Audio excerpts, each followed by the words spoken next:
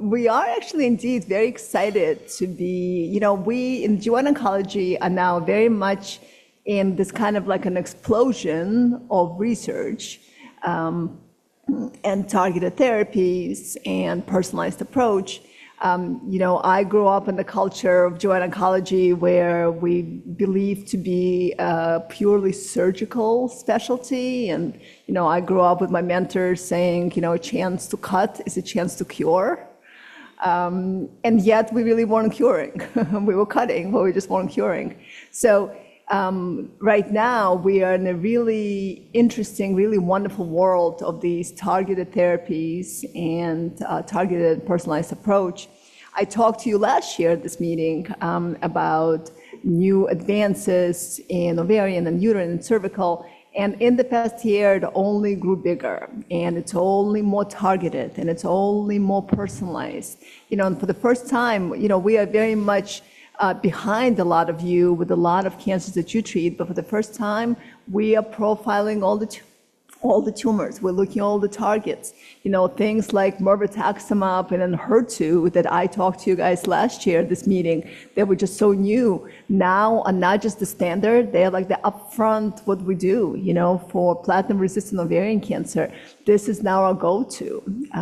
So I will bring up, I made a lot of slides, actually truly out of excitement and, my desire to share with you. So there's a lot of information in here about different phases of trials and different things that are upcoming.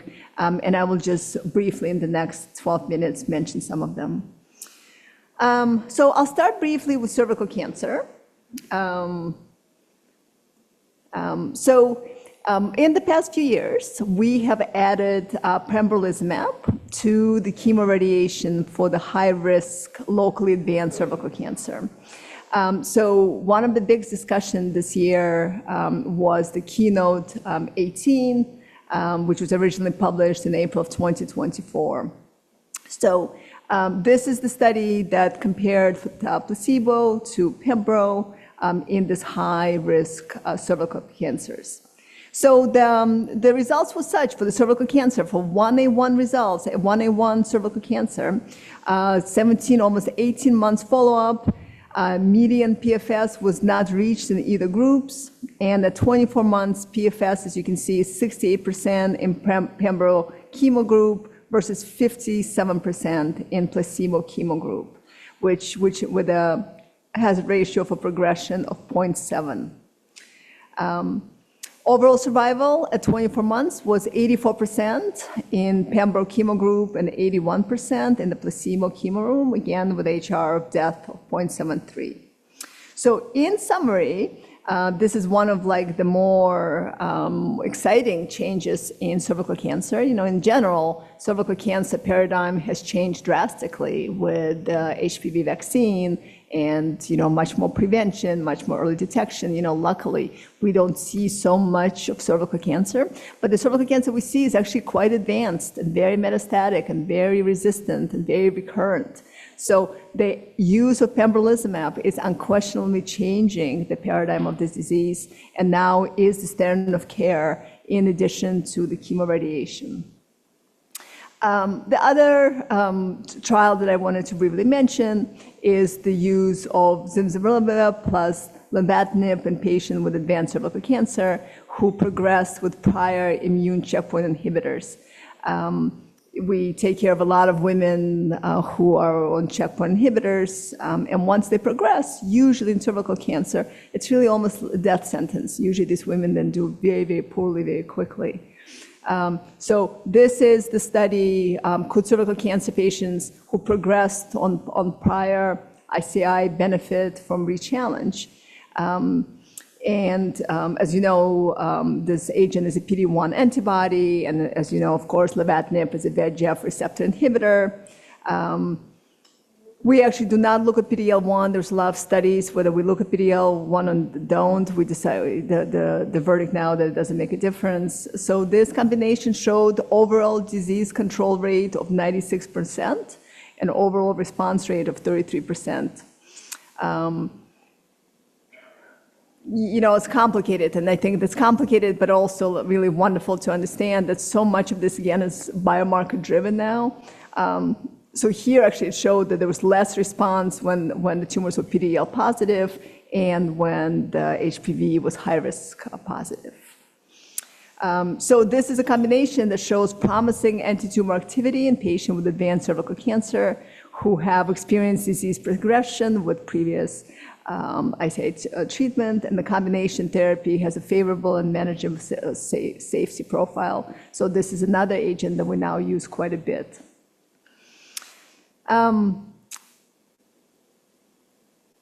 I want to talk briefly now about endometrial cancer. I would like to save more time with ovarian cancer, since so many of us take care of women with ovarian cancer. And of course, as we know, these are the cancers that continue to be very deadly. And platinum-resistant ovarian cancers are the one that continue to be the majority of the patients that we take care of. But I want to briefly talk about endometrial cancer. So endometrial cancer is the most common gynecologic malignancy. It is really cancer of obesity. But the cancer of obesity, which is endometrial cancer, is the type 1 endometrial cancer. The type 2 cancers are actually much more close to ovarian cancer. They're usually serous or clear cell, very poorly differentiated and high grade. And great majority of these women actually recur and similarly die from these high-grade tumors. So here at Yale, our specialty very much has been this type 2 uterine cancers, in particular serous uterine cancer.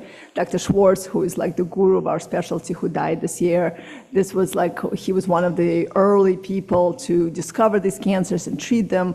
So we have a great number of women that we take care with this cancer. So we are particularly incredibly interested in treatment of these cancers, and again, has been very much at the forefront of these targeted, personalized approach. In the last year, when I talked to you guys, I talked to you about really exciting things. It was just the beginning of when we started looking at profiles, when we started looking at every single endometrial cancer and trying to understand how this cancer should be treated according to the profile of the cancer, right? Prior to that, we never have. Everybody got carbo and Taxol, and then over the past couple of years, we started really looking at the P53, at the Abemaciclib, and dostarlimab and pembrolizumab became standard of care in these cancers, both in the adjuvant setting and in the recurrent setting. So since that time, a lot more studies, and you will be amazed at how many more studies came in this one last year. Again, of note, like last year, I think I had 16 slides, and this year it was more than 120, all from the same kind of this explosion of these targeted approaches and treatments. So this is a study of the durvalumab plus carbo and Taxol, followed by the maintenance with or without olaparib. So you will see a lot in the GYN world, in the GYN oncology world. We are looking at a lot of these immunotherapy combination with PARP inhibitors.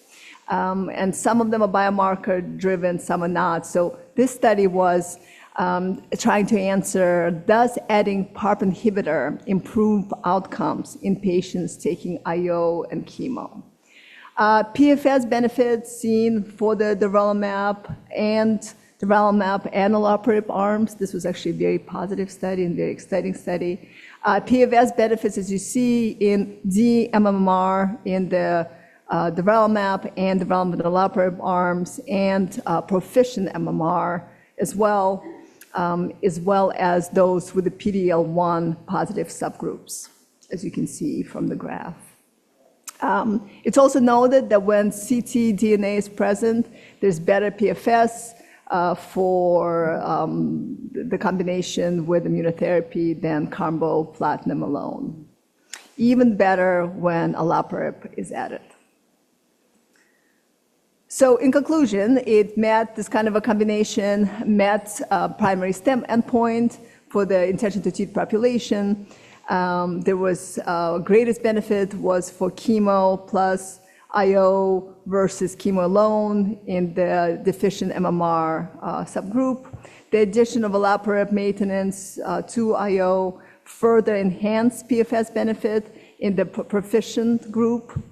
The proficient subpopulation was highly heterogeneous and with frequent overlap of biomarkers and histology. And this is actually like a super interesting part. Like once you really dive into the study, you really see that there's many different people, many different patients with very heterogeneous tumors that really benefited from this kind of combination. And it wasn't just HRD deficient tumors.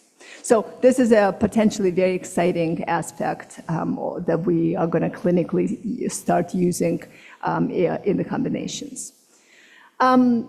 This is another study that I want to briefly mention, study using nivolumab in patients with surgically completely resectable mismatch repair deficient tumors. I want to mention this one because nowadays there's more and more women out there who are not having surgery, who are either older or medically complex or surgically complex.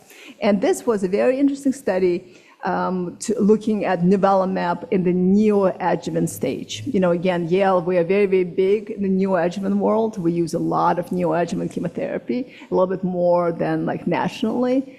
And this is another study using Nivo in the neoadjuvant setting.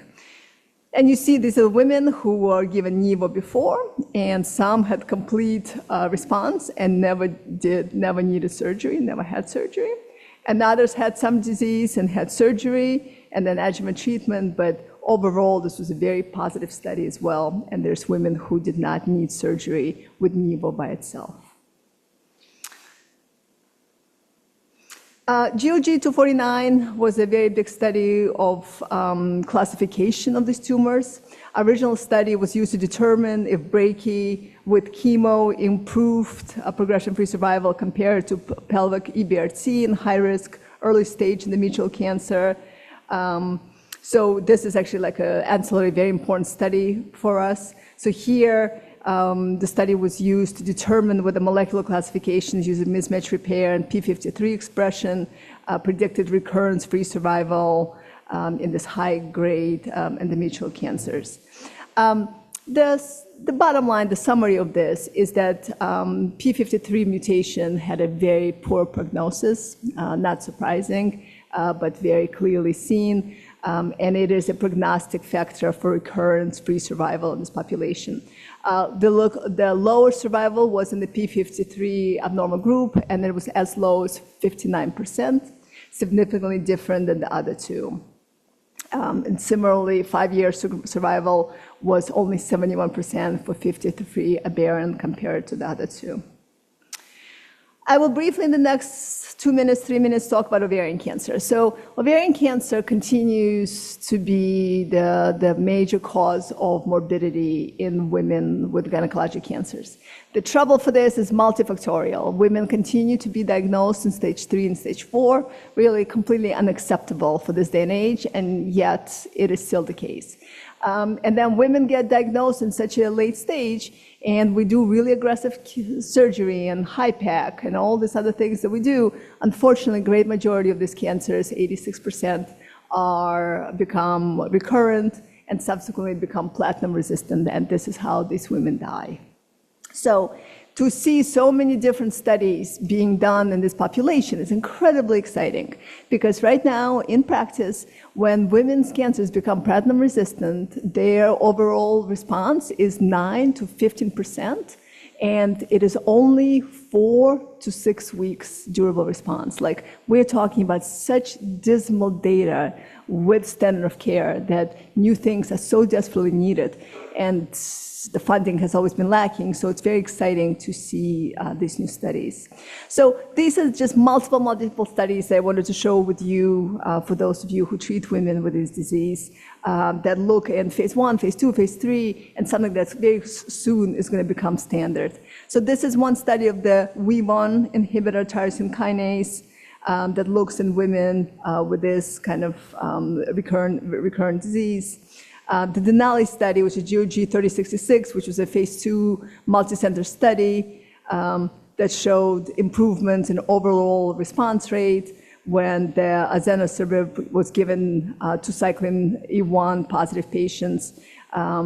And what was great here is that actually was great for all comers, but more specifically best for these with these biomarkers. And I think, again, this is like the really exciting thing right now in GYN oncology is that not only do we have new agents, but we are also smarter than we used to be. We're actually now able to check biomarkers and be able to select better treatments for our patients and not allow them to suffer toxicity without knowing if they actually will experience benefit. This is another study of AKT inhibitor, GOG 3044, again, in the same group. And these patients were excluded if previous AKT or mTOR inhibitor therapy was used previously. And here, unfortunately, it was non-significant difference in PFS between the two groups. But there's a lot of thinking and a lot of literature about those targets and how they could be successful. And I just wanted very briefly to mention two others. One is use of PARP inhibitor after PARP inhibitor, right? So for years and years and years, we always talked about PARP after PARP. You know, again, Yale is a very big PARP place. We used a lot of PARP. We used it so much and so long. And there were some studies in the past to see, can you use PARP? Can you use PARP after PARP? If women are still platinum sensitive, can you retreat them with PARP inhibitor? Can you use platinum sensitivity as a biomarker of response? So this is one of the studies, which is post-PARP trial, to look at using PARP inhibitor in platinum-resistant population. Whether PARP inhibitor retreatment could be effective in later lines of therapy.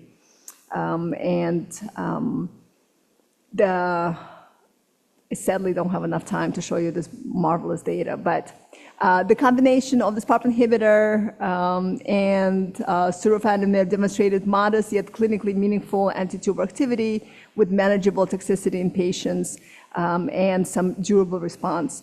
But what's even more so, which is the study in Nirvana, is that with patients with platinum-sensitive disease, PARP after PARP indeed showed that it can be used and it does have meaningful response and meaningful overall response.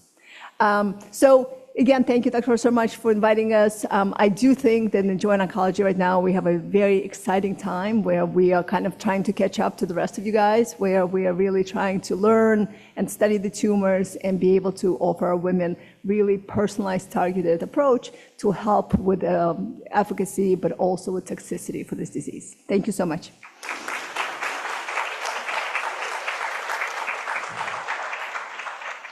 We have time for a couple of questions. I see one right over here.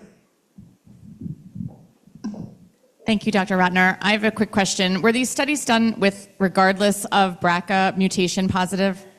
You know, it's such a great question. They were stratified according to HRD. So yes, we very much look at germline, somatic BRCA, and then HRD. We find that the HRD of a homologous recombination deficient tumor for these studies actually almost is as good as BRCA mutants. But interestingly, it's even for wild type. There's a kind of across the line benefit, but of course the ones with deficient homologous recombination had the most benefit. Questions or comments? I'll just ask one last thing. Can you just tell, we have a lot of people here from around Connecticut. Can you tell us a little bit about how we make referrals to gynecologic oncology, within our system, both, here in New Haven and, throughout all of our 15 sites? Yeah, thank you so much, Dr. So, we have GYN oncology all across the state, all the way from Greenwich to all the way to Lawrence and Memorial, and they are not just like little sites. We actually have full, 24/7 practices there. In addition to taking care of women with these kind of cancers, we also have a big survivorship practice. We do a lot of, which is my baby, like a lot of sexuality, intimacy, and menopause care for our women. We do a lot of pre-vivor care. We have centers across the state where we take care of pre-vivors and women who are at higher risk for these cancers. So all our referrals, everything is done through the one central number, which is GYN oncology, but we are able to see women all through the state, not just for surgery, not just for treatment, but also for these like survivorship and quality of life and pre-vivorship programs. Very good. Well, thank you very much. Thank you.